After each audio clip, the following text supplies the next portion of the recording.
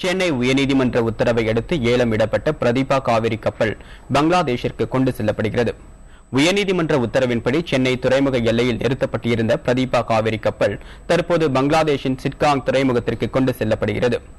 அங்குள்ள கப்பல் உடைக்கும் தளத்திற்கு கொண்டு சென்று அதனை உடைக்க திட்டமிடப்பட்டுள்ளது. துபாயை சேர்ந்த தனியார் கப்பல் நிறுவனம் பிரதீபா காவிரி கப்பலை சுமார் 12 கோடி ரூபாய்க்கு வாங்கியுள்ளது.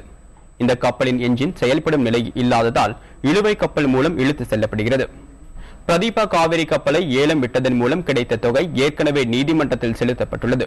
கடந்த அக்டோபர் மாதம் சென்னையில் வீசிய நீலம் புயலால் தரை தட்டிய பிரதீபா காவிரி கப்பலில் இருந்து தப்பிப்பதற்காக கடலில் குதித்த 6 பயணியாளர்கள் உயிரிழந்தனர்.